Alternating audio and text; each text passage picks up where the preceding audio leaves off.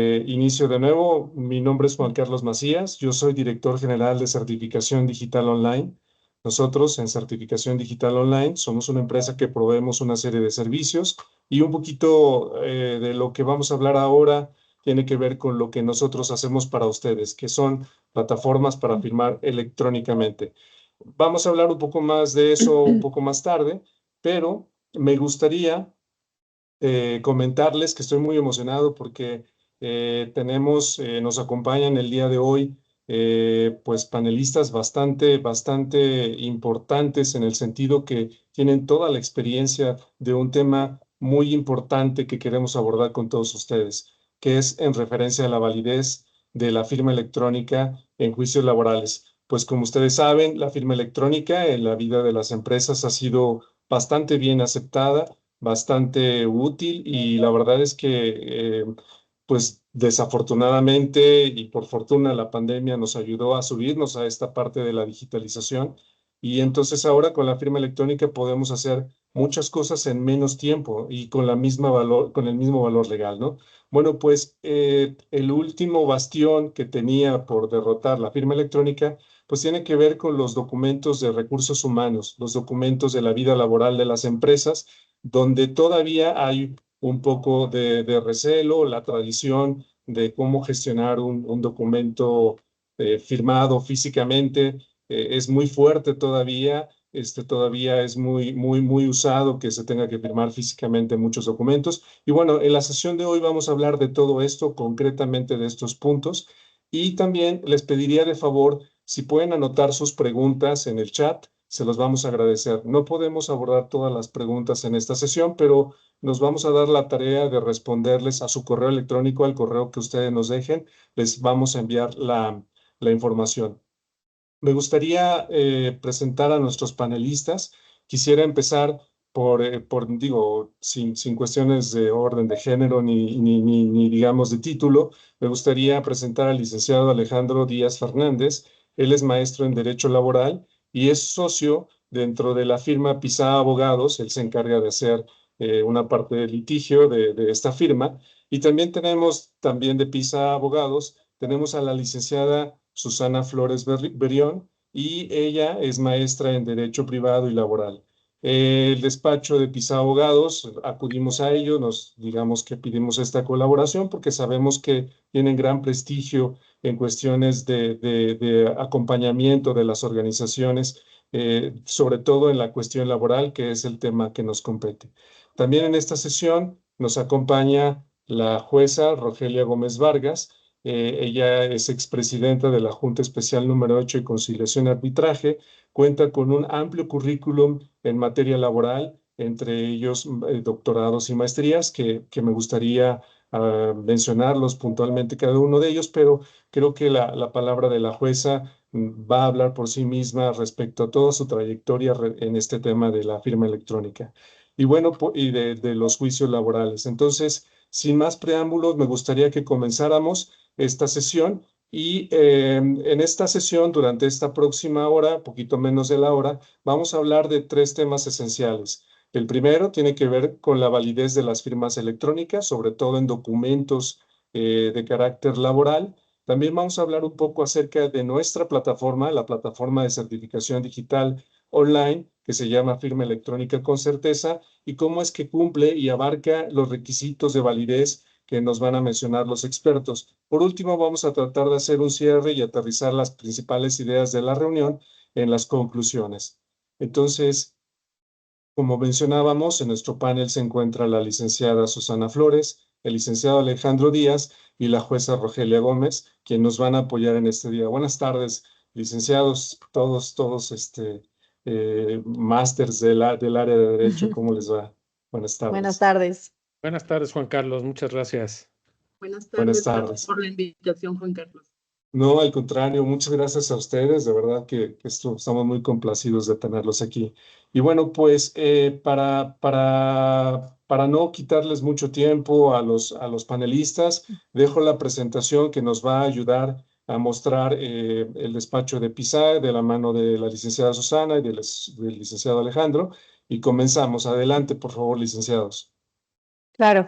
Muchas gracias, Juan Carlos. Pues sin más preámbulos, creo que podemos empezar a platicar un poco más que a exponer doctrinal o sin ganas de hacer esto tedioso, como un poco platicar sobre la firma electrónica en materia laboral. Yo soy abogada laboralista, entonces no vamos a hablar aquí de temas de comercio electrónico, pagarés, etcétera, sino que nos vamos a enfocar a lo que es el uso de la firma electrónica en materia laboral, recursos humanos principalmente, ¿no?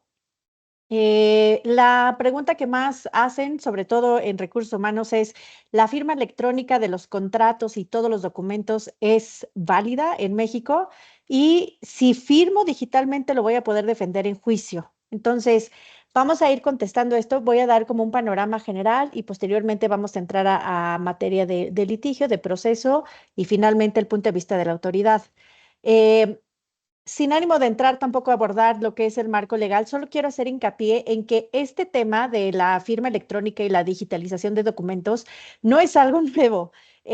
Obviamente el derecho, el Código de Comercio nos lleva ventaja porque pues el e-commerce, el comercio electrónico, bueno, desde el año 2000 ya está regulado, ¿no? Código de Comercio, UNCITRAL, etcétera.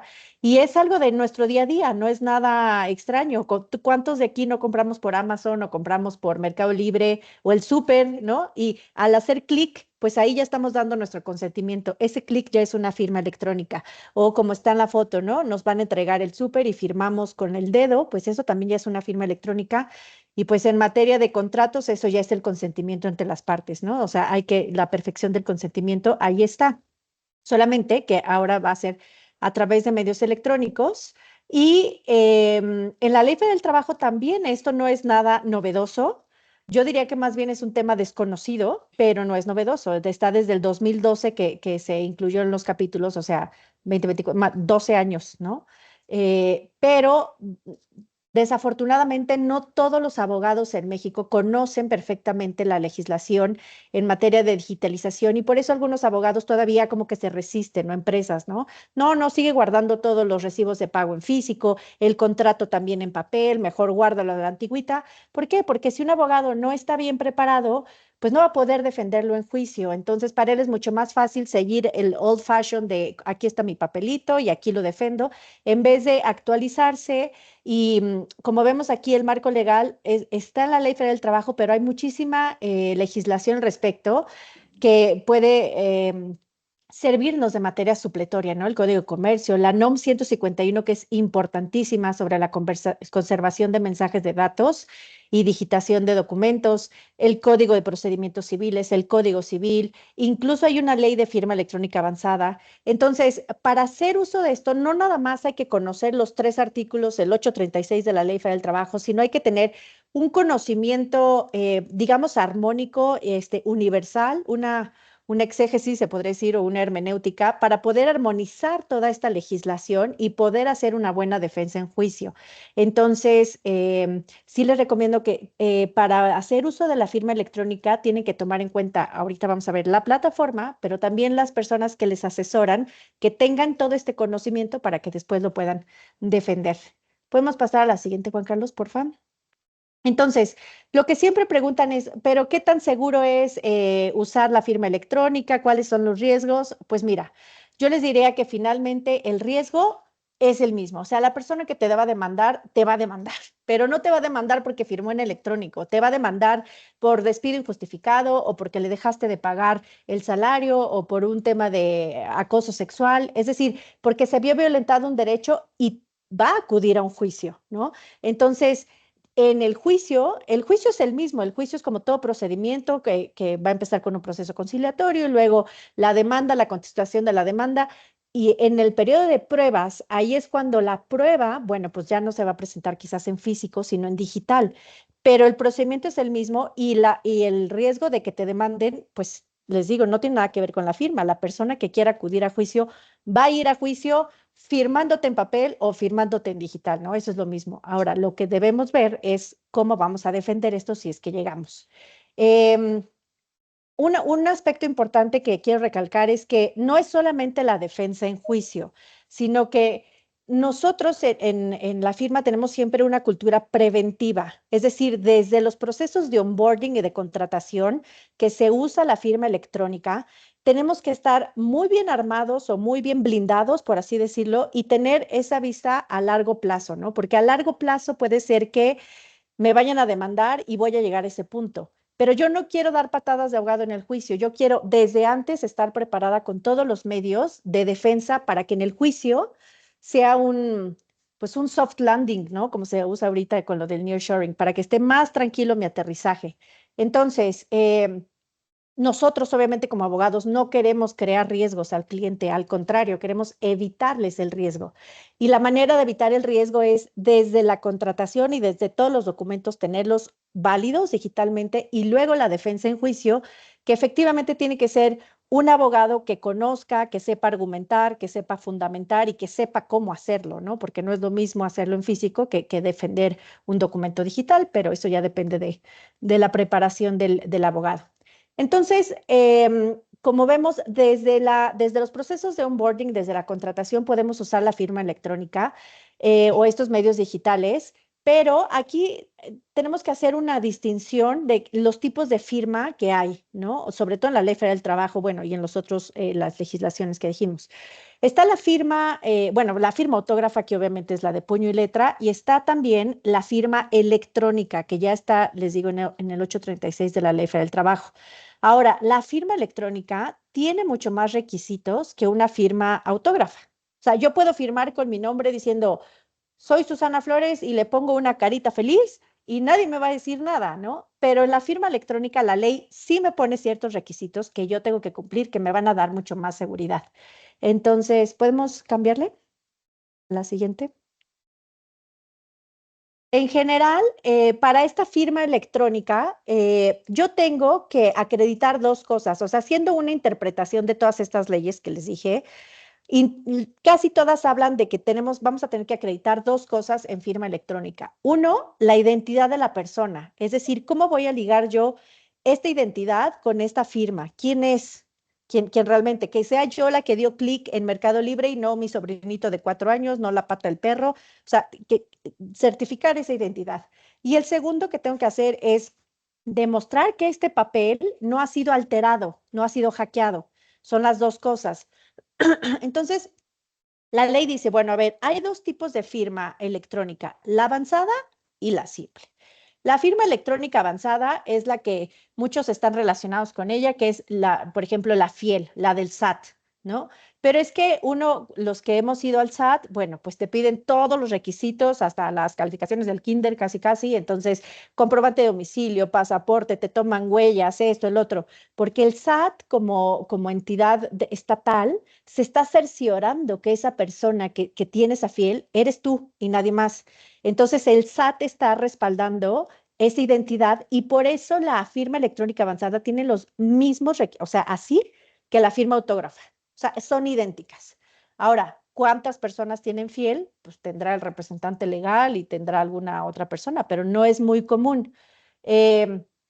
Hay otra forma de sacar esta firma electrónica avanzada, que ya no es la Secretaría de Hacienda la que te va a respaldar, sino la Secretaría de Economía, a través se llaman prestadores de servicios de certificación, y hace lo mismo. La Secretaría de Economía se va a cerciorar de que eres tú, domicilio, todo, y te puede dar esta firma electrónica avanzada, les digo, a través de estos PCCs, pero estas ya tienen un costo y pues no son baratas, o sea, pueden costar desde 5,000 hasta 8,000 pesos, que quizás una persona dices, bueno, pues la necesito, la pago.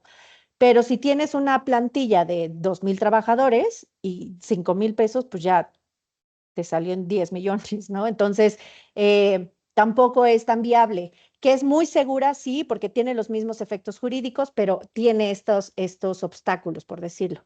Ahora, tenemos la otra, la firma electrónica simple. ¿Cuál es? La del clic. Ya compré yo mi súper en la Comercial Mexicana, clic. Ya compré en Amazon. Esas es la firma electrónica simple, pero volvemos al punto. Yo como abogado, yo no quiero crearle un riesgo a mi cliente. Yo lo que quiero es robustecerlo y darle más seguridad. Entonces, la plataforma que nosotros usamos, obviamente está estudiada y ha sido desarrollada en conjunto para que podamos blindar estos elementos y nuevamente viendo si nos vamos a juicio, cómo yo voy a poder acreditar esto. Entonces, no solamente va a ser un clic, sino que voy a poner más elementos que me presuman el consentimiento o que esa persona, la identidad. Jorge, le podemos avanzar, pero aquí creo que es un poquito más avanzada la lámina. A ver, ¿nos sigue? Perdón, es que están en la que sigue. La que sigue. Aquí está. Aquí, por ejemplo, vemos cómo voy a identificar que la persona que dio clic o que firmó es esta persona, o sea, legalmente. Bueno, además de eso, podemos robustecer con más elementos. Es decir, yo puedo tener un video que si estoy haciendo un contrato o incluso una terminación laboral, salga un video y yo diga, yo soy Susana Flores, trabajo en tal, con el puesto tal y estoy de acuerdo en la terminación. Ya me están grabando y además doy clic. Pero además puedo sumarle otro elemento que es que me llegue un código a mi celular y entonces eso ya presume que esa línea telefónica es mía y que yo di mi consentimiento y pongo clic. O a mi correo electrónico que también es de esta persona, o sea, solamente es a mi nombre y lo estoy aceptando, me mandan otro código de verificación y lo doy. O presentar la INE, ¿no? O sea, este es mi INE también en grabación. Todos estos elementos a mí me van robusteciendo que efectivamente la persona que está dando el clic o que está aceptando soy yo y que está dando su consentimiento libremente. O sea, sabemos que en derecho el consentimiento libre es lo más importante, es la aceptación y lo que crea el acto jurídico. Entonces, todos estos elementos nos están ayudando a corroborar que hay consentimiento y luego, si nos vamos a juicio, es lo que les digo, va a ser más fácil acreditarlo, ¿no? Presentar una prueba con un video donde yo diga que sí soy, a una prueba en físico que igual te la pueden objetar, pero te la van a objetar con un peritaje en caligrafía y el otro, bueno, tengo más elementos para demostrar, ¿no? En la firma electrónica, lo que decíamos. Y acuérdense del segundo elemento, no solamente es la identidad de la persona, sino también tengo que demostrar que el documento no ha sido alterado. O sea, ya dijeron, ok, esta persona que hizo clic es Susana, perfecto, pero tengo que demostrar que no ha sido alterado. Y esto se hace, esto ya es más tecnológico, no voy a entrar tanto en el tema porque ya es muy de IT, pero bueno, se hace con un sello de conservación y una constancia también emitida por un prestador. El sello de conservación se puede poner directamente en el documento, que es un código QR, y luego esto se puede guardar en una bóveda digital, ¿no? Para que, así como archivo, nadie ha entrado a esa bóveda. Entonces, se pone este sello donde se dice, se firmó tal, el día tal, con estas personas de este equipo de cómputo y demás, y se pone el sello y se guarda. Y esto a nosotros también nos va a dar la seguridad de que el documento no ha sido alterado posteriormente. Si se altera, se pone ahí. Como la cadena de encriptación de los CFDIs o del SAT, igual. Entonces te va dando, tiene como memoria, por así decirlo. Pero si yo ya tengo, esta persona tiene, y además tiene un código con un código QR que está en una bóveda digital donde no ha sido alterado, es mucho más fácil defenderlo en juicio. Ahora les digo, no nada más es llegar y con tu USB, ¿no? O sea, hay que saber armonizar todas las legislaciones, la laboral, la NOM 151 y demás, para poder defender, pero bueno, esto ya es materia de litigio procesal al cual no voy a entrar aquí, ¿no? ¿Le puedes cambiar de lámina? ¿Qué documentos se pueden firmar? Entonces, teniendo estos, si tenemos esta seguridad que estamos usando una buena plataforma, ¿qué documentos puedo firmar? Todo, todo lo que yo quiera. Ahora, les digo estos documentos perdón, todos estos elementos de un video, la INE, ponerle el sello, el código QR, porque robustecen la seguridad. Hay plataformas que no lo tienen. Hay plataformas que simplemente, o sea, me voy a echar aquí el comercial, pero por ejemplo, DocuSign o así, no tienen todo esto porque estos elementos del sello de conservación, lo que les decía el código QR y en la constancia de conservación, son propias de la legislación mexicana. Estados Unidos no lo requiere, Europa tampoco, entonces por eso no lo tienen, pero México sí lo pide, la NOM 151. Entonces, por eso la plataforma que elijan, fíjense que tenga, o sea, todos estos elementos, porque si algún día enfrentan un juicio, pues va a ser más fácil si tienen ustedes más elementos. Pero bueno, teniendo todo eso, volvemos al punto. ¿Qué se puede firmar? Todo. Pero no se trata de un de irnos al litigio. Se trata de todo el paquete que tenemos que estar bien armados. Se trata de que desde tu contrato de trabajo debes de poner algunas cláusulas que digan sobre el uso de medios digitales. El empleado se obliga al uso de medios digitales. El empleado acepta que se le están dando esta contraseña y que va a usar este mail y que va a tener es intransferible y personalísimo. Es decir, una serie de obligaciones que desde tu contrato de trabajo ya estás amarrando o ya estás, digámoslo así, surciendo para que además tengas una política de uso de medios digitales con compliance y al final, si tienes un juicio, pues ya va a ir todo hilado, ¿no? Ya va a ir desde tu contrato, ya tenías a esta persona que dio su consentimiento, que sabía que ese era su correo electrónico, había una política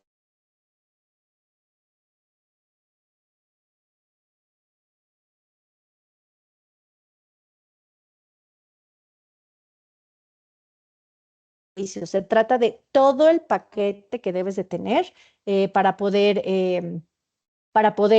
acreditar la validez de una firma electrónica. Entonces, sí les recomiendo que cuando usen estos medios digitales, no solamente se centren en, al final, bueno, pues me firmó el acta administrativa, sí, pero desde el principio, desde tu proceso onboarding, desde tu contratación, desde tu política, lo debes de tener claro para que al final otra vez sea muy soft landing, ¿no? El proceso en un juicio. Y puedes darle, a ver, una menos. Ah, no, perdón. Bueno, solamente es esto y hacer hincapié finalmente en esto, no me quiero extender más. Si tienes una plataforma segura y si tienes un buen abogado que sabe argumentar y que sabe defender los medios electrónicos, claro que es posible hacer no solamente terminaciones online, sino incluso rescisiones. Se pueden hacer usando Zoom, Google Meets, Teams, ¿no? Cualquier plataforma porque claro que son válidas. La ley ya, ya está todo en la Ley Federal del Trabajo, está aquí, pero pues no es letra muerta, hay que darle vida. Entonces, sabiéndolo hacer, se pueden hacer rescisiones laborales. Nosotros en el despacho lo hemos hecho sin ningún problema, hemos hecho varias, sobre todo ahora con la gente que está en home office y con todo lo del teletrabajo que se usa tanto. em, Rescisiones laborales o terminaciones de personas que no están en tu misma ciudad pues se conectan con la presencia de un abogado conforme a los argumentos y a la pericia que se tiene y se puede hacer una rescisión laboral válida, incluso con todos los elementos, que si esta persona se va a juicio, tengamos todos los elementos para ganar ese juicio, para obtener una sentencia favorable. Eh, entonces, bueno, no me quiero extender más para tener un poco más de tiempo en la parte del litigio y le cedo el micrófono al licenciado Alejandro Díaz para que nos cuente un poquito de los juicios. Gracias, Susana. Buenas tardes a todos. Qué gusto platicar en esta ocasión con toda esta audiencia respecto de estos procesos que podemos llevar a cabo mediante las tecnologías. A ver, ya estamos en la línea de que podemos aplicar tecnologías de la información simplemente en nuestro día a día en la relación de trabajo. ¿Por qué? Porque tenemos servicios de correo electrónico, inclusive de mensajería, el WhatsApp, todo mundo lo utiliza. Y esas herramientas tienen valor en juicio. Sí, sí tienen valor. Puede ser un valor dependiendo de cómo lo manejemos, cómo lo ofrezcamos, cómo lo perfeccionemos, perdón, desde un valor indiciario, es decir, que va a estar sujeto y adminiculado con otras pruebas para darle un valor diferente, o hasta un valor pleno. ¿Qué es lo que necesitamos hacer? Primero, entender qué es un documento digital. Un documento digital es la información que solo puede ser generada, consultada, modificada y procesada por medios electrónicos y enviada a través de un mensaje de datos. Eso es lo primero que tenemos que entender. Segundo, ¿qué son los medios electrónicos? Los medios electrónicos son dispositivos tecnológicos para el procesamiento, impresión, despliegue, almacenamiento, reproducción y recuperación, extracción y conservación de la información. Cuando ya entendemos estos dos conceptos, podemos seguir construyendo. ¿Por qué? Porque tenemos un documento digital y el medio electrónico. Es decir, tenemos lo que queremos nosotros hacer valer y cómo lo vamos a perfeccionar. ¿Ok? Son los dos requisitos. Es como si tuviéramos, como decía Susana, anteriormente, pues el documento firmado que teníamos que exhibir, el documento para acreditar que había firmado el finiquito y la prueba correspondiente para acreditar que era la firma o la huella y la firma de la persona trabajadora que suscribió el documento. Entonces, eso es lo que necesitamos primero tener, entender qué es lo que tenemos, qué tipo de documento digital tenemos, porque puede ser un correo electrónico, un documento firmado mediante aplicaciones que son hoy por hoy, tienen validez y no necesariamente vamos a entrar ahorita a un tema de certificación, porque hay mucha confusión. Nos ha pasado con muchos abogados cuando objetan los documentos que exhibimos, dicen que no se utilizó una firma electrónica avanzada o autorizada por el SAT, creyendo que es la única forma en que puedes firmar un documento. Y no es así. Dependiendo del tipo de firma que se utilice, pues desde luego tiene un grado de validez mayor que otro, pero no quiere decir que una firma estampada mediante la aplicación de DocuSign, por ejemplo, no pueda tener validez. Va a depender de cómo acreditamos nosotros el proceso de obtención de esa firma. Aquí, como comentaba Susana, nosotros hemos estado haciendo a través de certificación digital diferentes procesos. Hemos tenido desde contrataciones, terminaciones, rescisiones e incluso hemos hecho, sin la intervención de certificación digital, algunos procesos desde pandemia que establecimos obviamente ante notario para dar validez al evento, para poder procesar todo eso. Ahora, nosotros como empresa tenemos la carga probatoria en un juicio, desde la contratación hasta la terminación. Entonces, ya tenemos nosotros de por sí esa carga probatoria en un juicio. ¿Qué tenemos que hacer?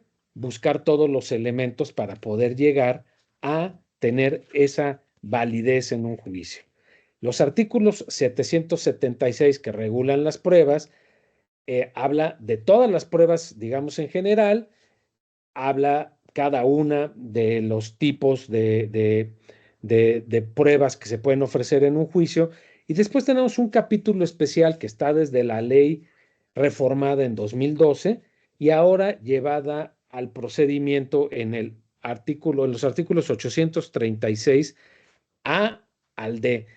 En esos artículos nos establece todo lo que debemos de considerar al aplicar o al ofrecer más bien una prueba digital. Y digital porque, bueno, habla en general de todos los elementos aportados por los avances de la ciencia. Y entonces establece diferentes tipos de requisitos o de entendimiento más bien para la prueba primero. ¿Qué es una autoridad certificadora? ¿Qué es una clave de acceso? ¿Qué es un certificado digital? ¿Qué es una contraseña? ¿Qué es una clave privada? ¿Qué es una clave pública? Y ahí, desde ahí ya empezamos a tener la diferencia entre si es una firma electrónica avanzada o puede ser una firma electrónica simple, porque la misma ley nos da la opción. Lo que es un destinatario, el documento digital, el emisor, la firma electrónica avanzada, el firmante, los medios de comunicación, los mensajes de datos, el NIP o número de identificación personal, sistema de información, que es todos los elementos tecnológicos necesarios para establecer el medio electrónico, es decir, de qué manera se generó, cómo se envió, cómo se recibió, cómo se almacenó y cómo se procesó la información.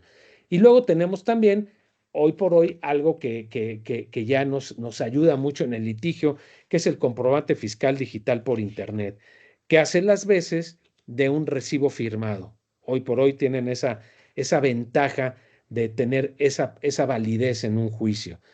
Obviamente, tenemos ciertos requisitos que necesitamos llevar a cabo. ¿Qué pruebas podemos ofrecer en un juicio para tener este tipo de validez? Bueno, primero identificar el tipo de documento, el origen, la forma de perfeccionarlo, la ubicación del documento y lo más importante, la cadena de custodia. ¿Para qué? Para acreditar que el documento no ha sido alterado. Eso es muy importante en juicio porque nosotros hemos percibido en los nuevos procedimientos que a veces la parte contraria, nosotros somos asesores de empresa y la parte actora, pues normalmente siguen ofreciendo un poco las pruebas como en las juntas, no lo hacen con la debida, el debido cuidado, la debida preparación, y entonces ofrecen, por ejemplo, es que me despidieron y ofrezco la USB. Ok, ofrezco la USB nada más.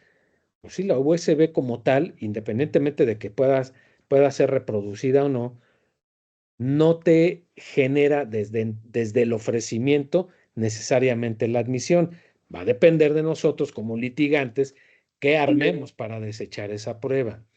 Pero por eso es muy importante que tengamos todos estos elementos identificados e insisto, la cadena de custodia. La cadena de custodia es un elemento importantísimo porque eso va a ser lo que también al juzgador en la primera instancia, por llamarlo de alguna manera, o juicio ordinario para ser más correctos, le va a dar esa certeza y que puede ser confirmado en el amparo a través de los tribunales colegiados. ¿Por qué?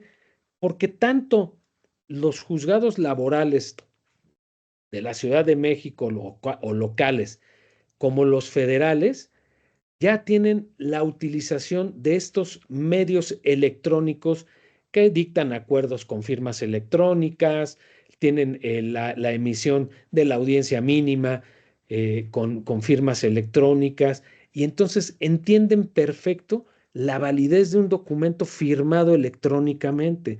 No les es ajeno, lo saben perfectamente, y eso es algo que nosotros debemos de aprovechar como empresas, de que hoy por hoy podemos construir. Hace 10 años, en las juntas de conciliación y arbitraje, no entendían lo que era una prueba electrónica. No lo entendían y, a ver, ¿qué es eso? ¿Y dónde está el consentimiento? ¿Y dónde está eso? Y querían que lejos de aportar como tal la prueba electrónica, pues que le lleváramos documentos donde el trabajador hubiera firmado de aceptación. Pues así está firmado electrónicamente. No, no. Y bueno, ¿qué pasaba? También un tema delicadísimo que nuestra jueza que hoy participa con nosotros nos lo puede explicar porque ella tuvo esa fortuna de ser parte de las juntas de conciliación y ahora estar en un proceso de jueza elegida en el Tribunal Superior de Justicia de la Ciudad de México. Y era un problema porque, pues, porque dependíamos de los peritajes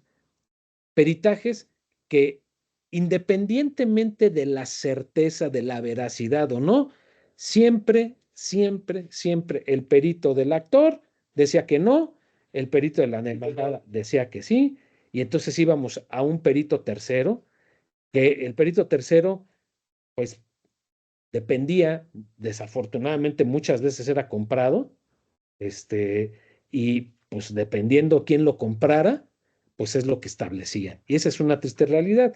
Hoy por hoy, con el nuevo procedimiento, tenemos una ventaja, que vamos a un solo perito. Y un perito que pueden ser ignorantes, puede ser, pero corruptos es difícil. ¿Por qué? Pues porque dependen del trabajo que le están dando y tienen que ser certificados para que puedan ser parte del tribunal.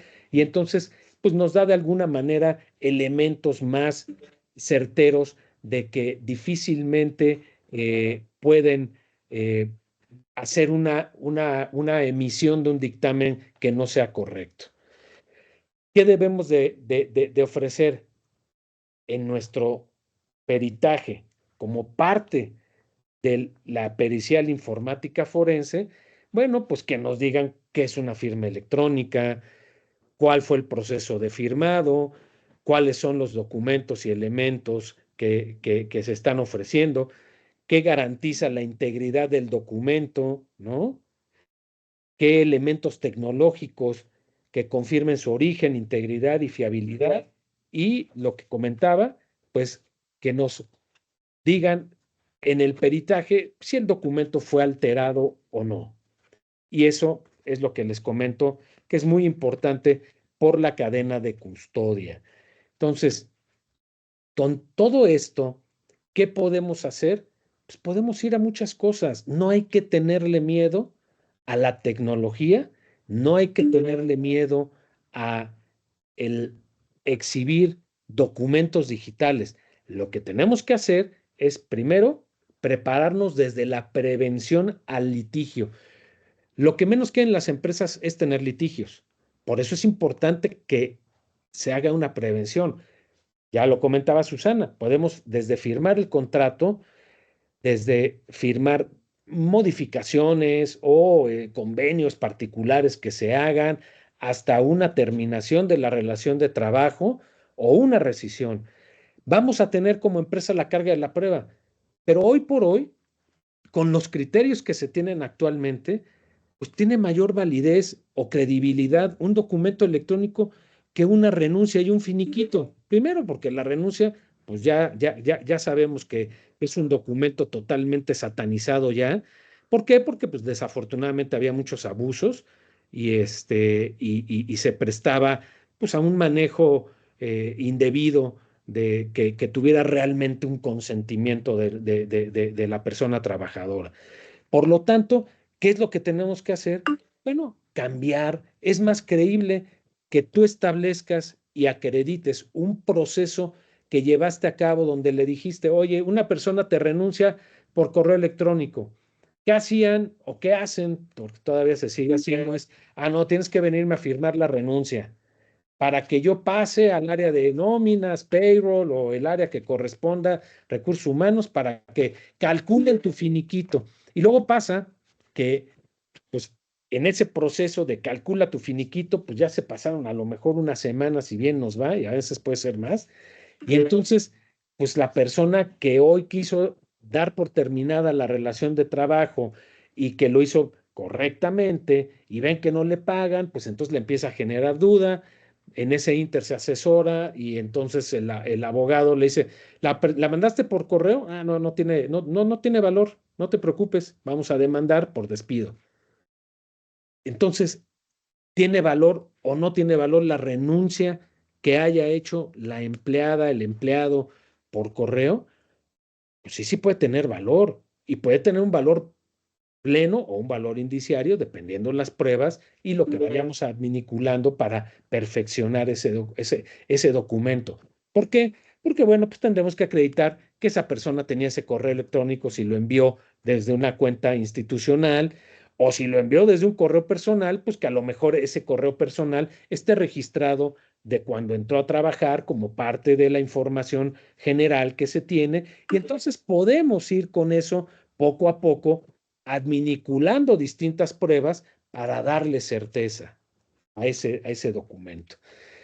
Nosotros hemos tenido ya en el nuevo procedimiento un par de resoluciones ya inclusive confirmadas en tribunal colegiado, donde hemos hecho valer las terminaciones mediante la plataforma de DocuSign. Y para para ponerles, ¿cómo se llama? Muy rápido la precisión de esto, para no entrar en tantos detalles técnicos jurídicos, lo que han dado valor al documento digital ha sido que hacen el estudio de la geolocalización, la dirección IP, las fechas y horas de recepción, la visión y la firma. Y la importancia, obviamente, de la conservación del documento y los metadatos. Todo esto, pues obviamente, de repente, yo en lo personal, que soy de vieja guardia, todavía me tocaron juicios de la ley del 70 y de la procesal del 80, y ni se diga, pues la reforma de 2012.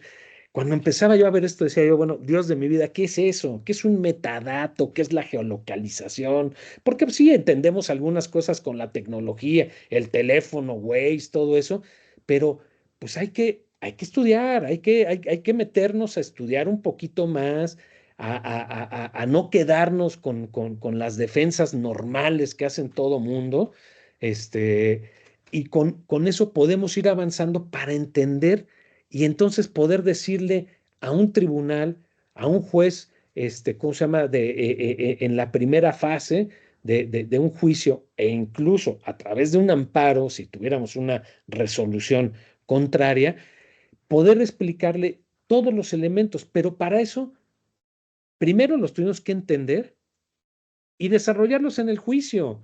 Si no lo hicimos así, ya no vamos a poder darle la vuelta a un procedimiento. Lo que no hayamos explicado, ofrecido, probado, desarrollado y todo, no lo vamos a poder realizar en otra instancia. ¿Por qué? Porque ya no vamos a tener la oportunidad, porque ya precluyó nuestro derecho a probar. Y lo único que nos quedaría, pues serían pruebas que tuviéramos nosotros conocimiento posterior al procedimiento. Pero pues esto obviamente no es una prueba posterior, no es una prueba superveniente, es una prueba que ya deberíamos de haber tenido desde un inicio y haber desarrollado su perfeccionamiento.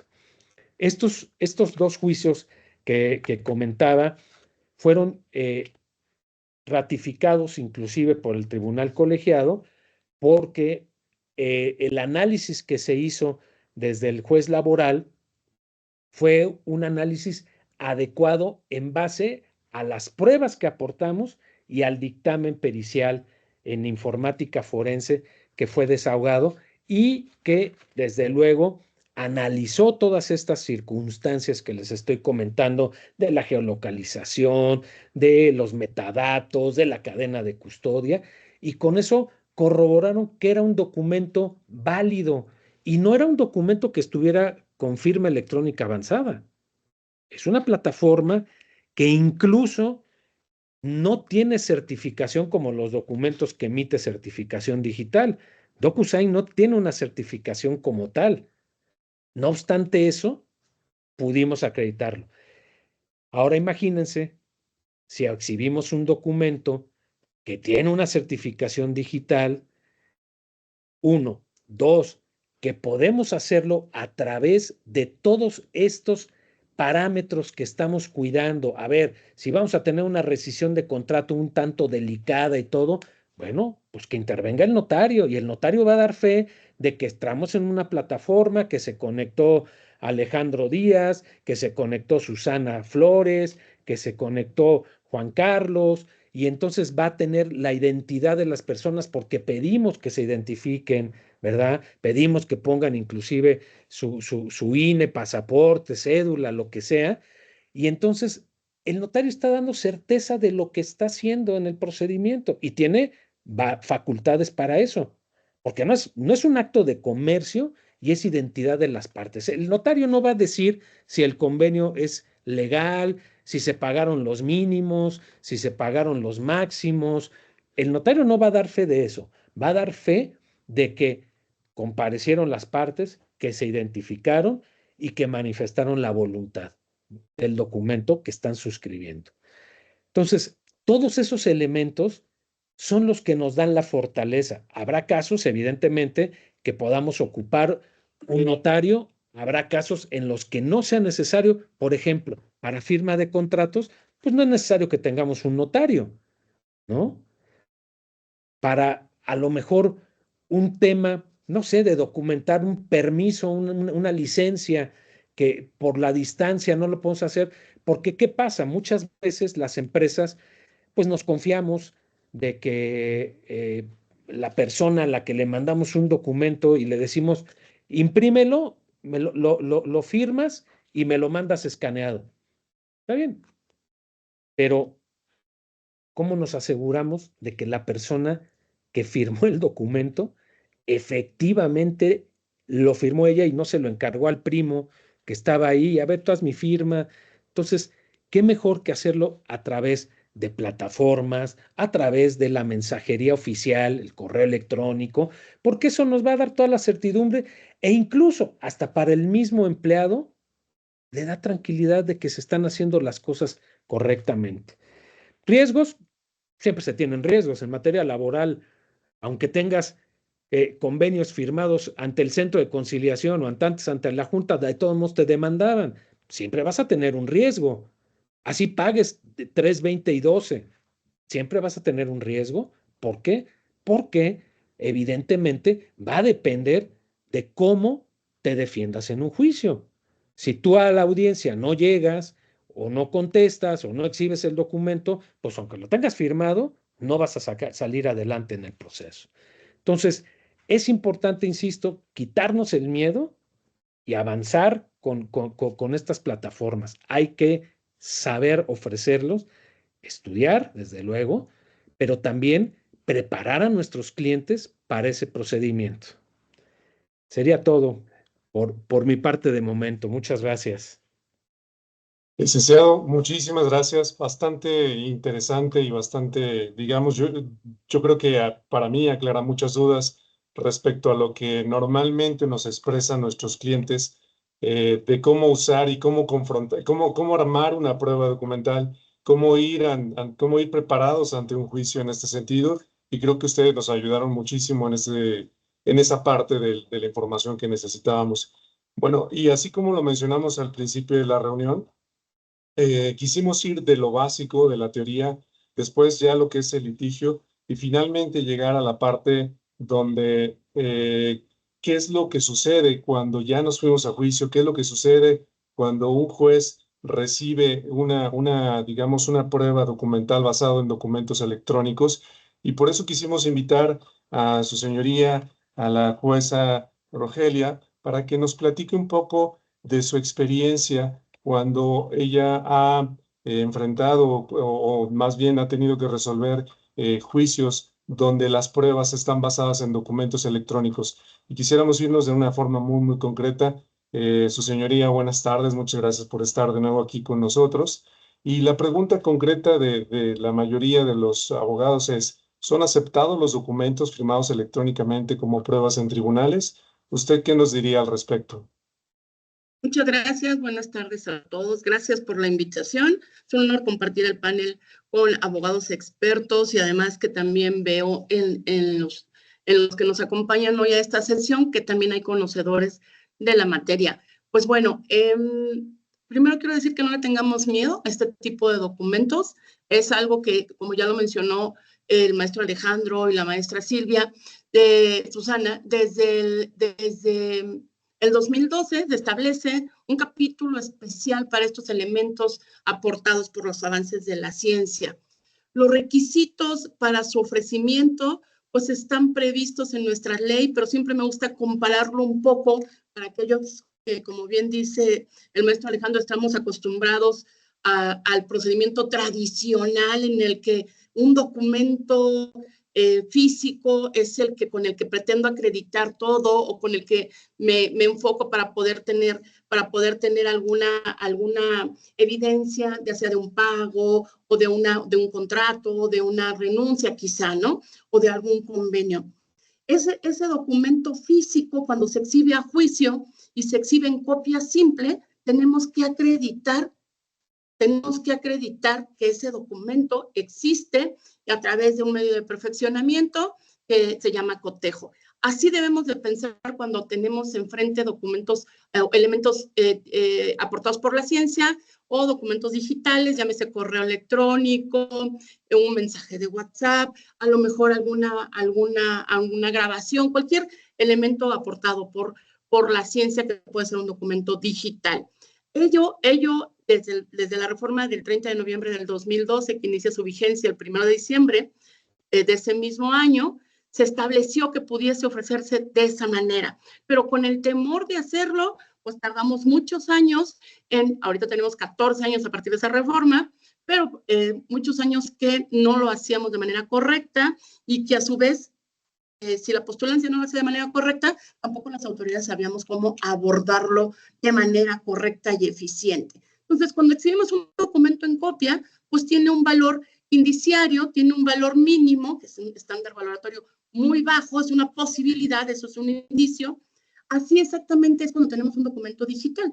Entonces, este acompañamiento que le tenemos que dar es que vaya robustecido de otros elementos que nos permita acreditar que ese documento digital está íntegro e inalterado tal y como se generó desde el primer momento. Es decir, que no pasó por alguna edición, alguna modificación o posterioridad a esta creación. Entonces, siempre me gusta hacer este como similar para los que estamos tan todavía hechos al papel, que es como si exhibieran una copia simple. También tenemos que acompañarlo de estas formalidades que nos permiten acreditar que esa copia fotostática sale de un documento original. Así es una prueba digital. Exactamente así. Hay que acreditar que está íntegro y enterado tal y como se generó desde el primer momento. Esa es la clave. Y luego hay que ubicar en el tiempo entre el emisor y el receptor. Para esto, desde luego, si yo llego a un juicio y exhibo un video en el cual aparece claramente un despido injustificado a un trabajador y ya tengo mi prueba reina, ya tengo mi video donde aparece el despido, pues déjenme decirles que si lo exhiben así, sin ningún acompañamiento de este fortalecimiento, de poder acreditar que está íntegro e inalterado a través de estos medios digitales donde se encuentra cuando se generó, no les va a servir de nada, aunque todos podamos apreciar en ese video que efectivamente hubo algún despido. Entonces debe acompañarse de otros elementos probatorios y entre ellos pues debe de cuidarse desde la generación que vaya robustecido. Si no se cuentan con esta protección de tener la certeza que el trabajador participa, que se identifica, que además de ello dio un correo electrónico para recibir las notificaciones a través de ese correo electrónico y que ahí se le envía su contrato y que en ese contrato él también contesta teniendo la aprobación, que lo firma digitalmente. Si no se hace con este acompañamiento, aunque llegue a juicio, entonces no serviría. Pero si se hace con este acompañamiento, incluso llega a ser mejor que un documento digital. Porque entonces, un documento digital llega a ser mejor que un documento en físico, que un documento, digamos, lo que le decimos autógrafo, ¿no? Entonces, esta parte no le tengamos miedo, ya ha ido avanzando la reforma a nuestra Ley Federal del Trabajo, digamos, la fuerte, porque todavía tenemos varias después del 2019 y luego ahorita tenemos muchas otras pendientes, establecen la exposición de motivos tanto para el trabajador y el empleador y también para los tribunales el uso de las tecnologías de la información y de la comunicación. Y siempre se va a privilegiar desde el procedimiento que se substancia en línea hasta poder tener estos documentos que son digitales, que es una obligación del empleador. Pero insisto, si lo hacemos de manera aislada, pensando que a lo mejor un video, sí me lo firmó, pero no doy una certeza de dónde viene, quién es ese correo, a quién le pertenece, esta reunión que tuvimos a través de una plataforma, no se identificaron, pues entonces no nos va a servir. Y aquí cabría este punto, esta cuestión que me parece que es importante por aquellos que están con nosotros y que son de recursos humanos. Los abogados no son magos. Si no le damos estos elementos desde la parte de la administración laboral, desde la parte del empleador, pues el abogado no va a hacer milagros ni va a obtener una sentencia a su favor. Por ahí veían las preguntas, ¿en qué parte de la ley decía la firma digital? Pues lo dice desde el 2012, en el 836B. O sea, no estamos descubriendo, estamos hablando tampoco de algo tan novedoso. Estamos hablando de algo que a lo mejor nos da un poco de temor porque no lo conocemos. Pero a mayor profundidad que vayamos teniendo en estas pruebas, pues va a tener mejores resultados. ¿Que sí hemos tenido juicios en los que se basan estos documentos digitales? Sí. Desde luego, son cargas probatorias de la parte patronal, en las cuales nos explica la autoridad, que también eso tienen que hacer, explicar con peras, manzanas, bolitas, palitos, cómo se generó ese documento, quién es el emisor, quién es el receptor y cómo es que se aporta juicio y qué es lo que yo pretendo con esos documentos, ¿no? Y ir avanzando, y entonces la autoridad, teniendo toda esa información, puede incluso hasta generar un principio de realidad, ¿no? La tecnología nos ha avanzado tanto que hoy en día sabemos que la mayoría de las comunicaciones se llevan a través de correos electrónicos, a través de comunicaciones de mensajería en nuestro celular. Entonces, esta realidad también puede incidir en este tipo de medios probatorios. No tengan temor a que no los aprueben los tribunales.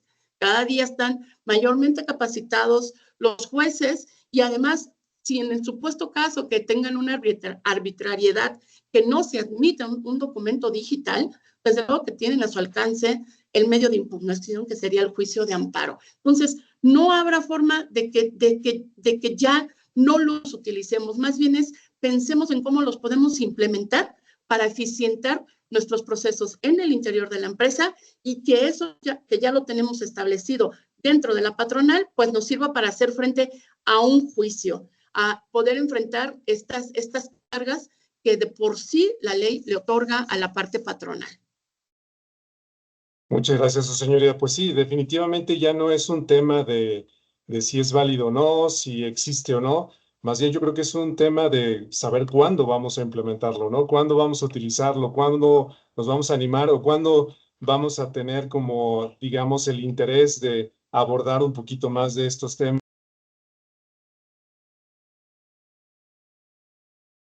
El micrófono. Se cerró el micro. Gracias, discúlpeme. Sí, decía que nos hemos enfrentado en muchas ocasiones en donde consideramos que es más la falta de conocimiento, la falta tal vez un poquito de pericia de cómo gestionar este tipo de expedientes, ¿no? De forma electrónica, de conocer los elementos de certeza, que como bien dice nuestros amigos de PISA y también usted, pues brindan mayor certeza a los elementos electrónicos, los elementos de las tecnologías de información, muchas veces más que incluso los recursos físicos, ¿no? Bueno, pues me gustaría ahora hablar un poco acerca de nosotros. No quito mucho tiempo porque sé que ya estamos sobre el límite de la sesión, pero queremos comentarles que nosotros en Certificación Digital Online nos especializamos en brindar todos los elementos de certeza necesarios a los documentos electrónicos para que el día de mañana las organizaciones en el área en la que sea, pueda ser recursos humanos, el área comercial, el área de ventas, el área jurídica incluso, cuenten con esos elementos de certeza y se olviden de los problemas que nos pueden traer los documentos electrónicos, ¿no? Entonces, la verdad es que la tecnología en los últimos años ha ayudado muchísimo a eficientar los procesos, a ahorrar costos, aportar al medio ambiente con los medios electrónicos. Y bueno, nosotros en Certificación Digital Online hemos creado plataformas y servicios relacionados con el uso de documentos electrónicos. Y ahora, utilizando un poquito los conceptos que nos aportaron los abogados en el segmento anterior, quiero mostrarles cómo es un documento firmado electrónicamente y hablar muy poco acerca de los elementos de certeza que nos han estado mencionando los abogados, los expertos. Y bueno, por principio de cuentas, un documento firmado electrónicamente tiene esta apariencia. O sea, lo que ya conocemos, es el mismo documento con el grafo impreso en la parte en la que se indique, ¿no? Esto en sí ya es un documento firmado electrónicamente, pero mencionaban los expertos que no es suficiente solamente contar con el grafo, sino también tener otros elementos que nos ayuden a garantizar la evidencia de cuándo, cómo y dónde fue firmado ese documento. Entonces, por ejemplo, en certificación digital online nos hemos preocupado de poder tener todos esos elementos de manera visible, de tal manera que un abogado o un juez e incluso las áreas operativas tengan a la mano esos elementos de certeza de una manera muy rápida. Entonces, cuando un documento se firma electrónicamente, no solamente se debe entregar el documento firmado, también se deben entregar todos los demás elementos recabados durante el proceso de firma. Entonces, por eso es que nosotros entregamos el documento firmado más un resumen o certificación del proceso de firma. Este resumen nos explica cómo se firmó el documento, la ubicación geográfica de la persona cuando firmó, la dirección IP, el momento en que hizo cada paso del proceso de firma, cuándo abrió el documento, cuándo lo leyó, cuándo aceptó el aviso de privacidad y cuándo firmó el documento. Eso es muy, muy importante. También, como lo mencionaron los abogados, es muy importante que podamos evidenciar la inalterabilidad del documento firmado. Eso lo hacemos a través del cumplimiento de la norma oficial mexicana 151. Esta norma oficial mexicana nos dice cuáles son los requisitos técnicos y jurídicos que se deben de cumplir para poder evidenciar que un documento electrónico nació en un momento del tiempo y que no fue alterado desde entonces. La jueza y los abogados nos decían hace rato que lo más importante es para poder cotejar el documento, para poder tener la certeza de que no fue alterado y para minimizar los riesgos de repudio, bueno, pues es tener esa garantía. Y nosotros en Certificación Digital Online tenemos ese requisito cumplido a través de estas constancias de conservación de la norma oficial mexicana 151. Entonces, pues como verán, los recursos electrónicos nos ayudan a tener mayores elementos de certeza. Incluso mencionábamos hace unos segundos que no es suficiente solamente trazar el grafo de la firma de las personas, sino también tener otros elementos como pudiera ser un código de confirmación que le llegue al dispositivo de la persona que firmó, del ex trabajador, por ejemplo, que tengamos esa evidencia de que se le envió un código y que esa persona interactuó con este código, o también a lo mejor agregar cosas como las identificaciones de las personas para poder cotejar la personalidad de quien firmó, o también incluso, ¿por qué no?, una prueba de vida. La prueba de vida es un video cortito que se realiza en el momento en que la persona está realizando el proceso de firma. Entonces, esta prueba de vida, pues digamos que es prácticamente como si hubiera estado aquí la persona firmando el documento y además cuenta con todos los elementos de validez jurídica, ¿no? Y bueno, también, ¿por qué no? También utilizar firmas electrónicas avanzadas, como lo mencionó la licenciada Susana. Las firmas electrónicas avanzadas son emitidas por una autoridad certificadora, lo cual nos da esa, digamos, esa oportunidad, esa chance de evidenciar que no hubo forma de alterar la firma de las personas que participaron. Llegamos al límite de nuestra presentación en lo que les platico acerca de las conclusiones que hemos recabado durante la sesión. Quiero dejar por aquí los datos de nosotros, Certificación Digital Online, que con mucho gusto también podemos hacer la conexión a través de sus correos electrónicos o mensajes que nos envíen a WhatsApp. Podemos hacer la conexión con el despacho de Pizá Abogados, también con la jueza, para que ustedes puedan recibir la asesoría adecuada en sus empresas, en sus colaboraciones y que tengan, digamos, el conocimiento necesario para que puedan decidir la transición hacia lo digital. Y bueno, pues en conclusiones de manera general, solamente para cerrar ya la sesión, quisiera reafirmar que durante la sesión hablamos acerca de que definitivamente las firmas electrónicas son válidas en documentos laborales y también son recibidas en juicios. Es muy importante tomar en cuenta que se debe adoptar una cultura preventiva para que desde el principio de esta digitalización de la vida de la empresa en la parte laboral se haga de la mano de alguien que conoce tanto en lo jurídico como en lo tecnológico, que conoce de lo que se está hablando acerca de las firmas electrónicas. Es importante tener una alianza de colaboración en ese sentido, utilizar las herramientas adecuadas. y ya vimos que las causas de las demandas no van a ser las firmas electrónicas, pueden ser cualquiera, ahora sí que las causas tradicionales, pero la firma electrónica en lugar de ser un obstáculo va a ser un aliado porque aporta mucho más evidencias que una firma autógrafa. También las firmas electrónicas simples son muy válidas, pero hay que reforzarlas con elementos de certeza como las pruebas de vida, los códigos de confirmación o algún correo que envíe a la plataforma y pueda evidenciar que sí hubo esa interacción de la persona a la hora de firmar el documento electrónico. Se debe acreditar que el documento electrónico no fue alterado y eso lo hacemos a través del cumplimiento de la norma oficial mexicana 151 con las constancias de conservación y los sellos de tiempo que emiten los prestadores de certificación, los prestadores de servicios de certificación, de los cuales en certificación digital online hacemos uso. Y también es muy importante que al momento de exhibir las pruebas digitales, se puedan contar con los elementos que evidencien esa forma, o sea, que evidencien la forma en la que se llevó a cabo el proceso de firma. Y ya hablamos que existen muchas opciones para ese tipo de evidencias. Y por último, bueno, pues que tal vez sea inevitable que tengamos que acreditar una prueba pericial cuando llevemos un documento electrónico ante un juicio. Puede ser que no sé, que sea inevitable, pero lo que sí podemos tener a nuestro favor es que tuvimos una cultura de prevención, que nos aliamos de alguien que tiene el conocimiento, la experiencia y que nos puede garantizar que los documentos electrónicos cumplen con los elementos de validez. Y esta alianza y este uso de medios electrónicos de manera consciente, de manera satisfactoria, nos va a ayudar a que si se requiere una pericial, bueno, pues tengamos esos elementos que nos ayuden a salir adelante con respecto a un requerimiento de juicio. Pues no me queda, ahora sí que en respeto del tiempo de las personas, de ustedes, no me queda más que agradecer a la licenciada Susana, al licenciado Alejandro, a la jueza Rogelia Gómez. Les agradecemos infinitamente su colaboración. Muchas gracias por sus aportaciones. Les vamos a hacer llegar las solicitudes de información o de contacto que nos ayuden nuestros participantes a anotar aquí en el chat.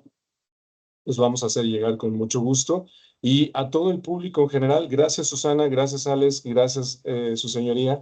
Y estamos seguros que va a haber muchas buenas secuelas de esta reunión y los invitaremos próximamente a alguna posible reunión en el futuro. Muchas gracias. Muchas Gracias, gracias. Juan Carlos. Muchas gracias y saludos a todos.